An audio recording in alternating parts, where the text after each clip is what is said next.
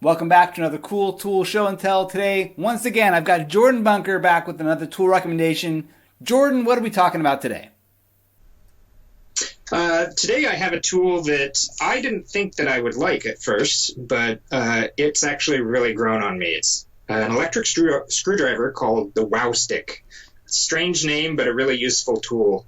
It has buttons on the side for forward and reverse, charges over micro USB, has a little light. And the kit that I bought actually comes with 56 different bits. So it's been kind of an invaluable part of my electronics workbench. All right, so this is the rechargeable battery powered driver, like a electric screwdriver with a whole system of interchangeable bits that comes with it. And the pricing, I think you showed me, was around $50. Is that right? I think it's like $60, something like that. You can buy different levels of packages. I think you can buy them with, just some bits. You can buy them with all the bits. You can buy them without the bits. I think it's a standard bit size too. I'm not sure what size they are, but yeah, there's varying levels of fanciness that you can get when you buy these things. So. All right. So on my workbench, I got, I can either go manual. I've got like a precision screwdriver set. I even have a fancy iFixIt. I have a couple different flavors of the iFixIt precision screwdriver set with all the different bits. And then of course I've got my, my electric drills and impact drivers and things like that. From what I sense, this fits kind of somewhere in between, right? Talk me through the use cases for this particular tool.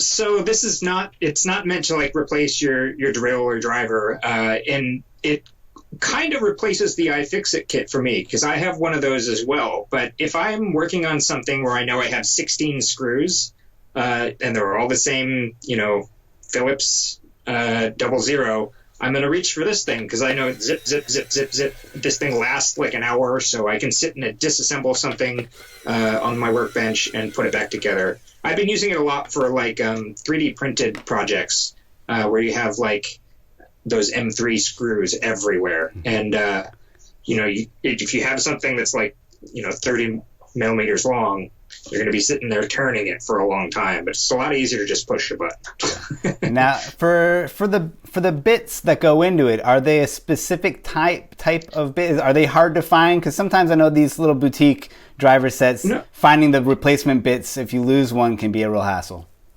I don't think so. I haven't tried other bits in it, but I think they're a standard size. They're not big size. They're the smaller, like six-sided. They just slot in like normal. I bet the iFixIt stuff would fit in here too. I could be wrong, but yeah, hopefully you can figure that out. And then battery life, it's rechargeable battery. Have you ever encountered it kind of dropping out on you, or is it typically last through the projects that you want to do with it? Most of the time, I've had it die on me once, and it's because I hadn't charged it in like, a week, and I was using it for like 45 minutes. I've heard that the battery lasts, like when it's not under load, like if you just push the button down and hold it, it lasts like 4 hours. So it's a long-lasting battery. I haven't had any problems. I usually charge it like once a week when I remember to. But it sits on my bench in a little 3D printed holder that I found on Thingiverse that holds all the bits. It also comes with this sort of weighted base. So that sits in there, and this just screws to the wall. So it sits behind my bench, and I can just reach up, grab it, put it back very easily, and I can charge it while it's in the holder as well. So cool. This actually makes it really useful because the iFixIt kit comes in its own little folding package. And the problem I have with that is that when I'm at my workbench, it's covered in stuff. And I don't want to take this thing out and set it on top of other stuff and fold it open. Having like a wall mount kit is actually really useful. Keeps everything nice and tidy.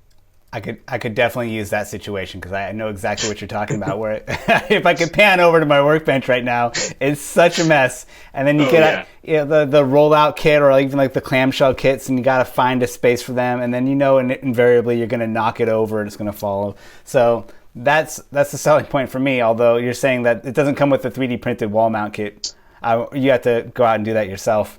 But that seems a small price to pay. I think I could do that. I mean, most of us have 3D printers now, so, Yeah.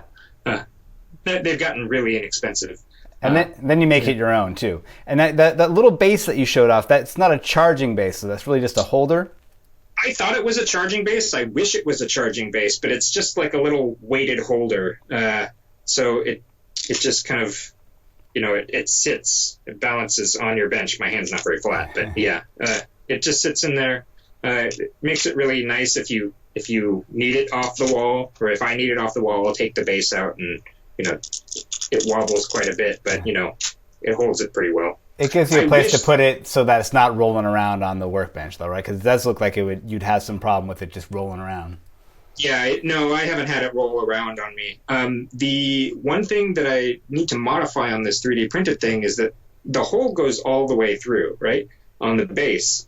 If I have one of the long Phillips bits in, that'll stick through the bottom. But my holder in this thing doesn't have a hole in the bottom. So I like to just keep a Phillips bit on it because that's generally what I use. But yeah, that little design critique of the 3D printed holder. But yeah, this thing has actually been a beast. It's lasted a lot longer. It's good quality. Like, it doesn't feel flimsy or anything like that. It's metal. And the LEDs I thought was kind of a gimmick at first, but it actually does make a huge difference, especially if you're working in a dark environment like me. So. Now, have you played with any of the other, like, I remember a couple years back, this particular breed of rechargeable screwdriver for kind of repair work was coming out, but there was like a kind of like more of like $100 and up option. Have you played with the more expensive versions of these, or do you have any basis of comparison for what people might, if they're spending more, what more they might get from a more expensive model? I honestly haven't tried those. I've used like the fancy industrial like ones where you're on the factory line and they hang from the ceiling and you're screwing stuff in real quick. I've used those. Those are really cool, but those are like $600 and up. This is a good stopgap. I think it was kind of designed to hit that market for people repairing cell phones. It actually comes with it comes with like this magnetic pad for holding screws as you take them out, but it also comes with like the chintzy little suction cup LCD remover and the weird spudger and stuff like that. So I think it's designed for repairing cell phones and screens and stuff like that. But it does a lot of things that I didn't think that it would handle in my shop. So. Yeah. Great. All right. It's another great tool recommendation, Jordan. And you can find more information about it down here in the description for this video. And Jordan Bunker, thank you again for joining me and for another great tool rec. My pleasure.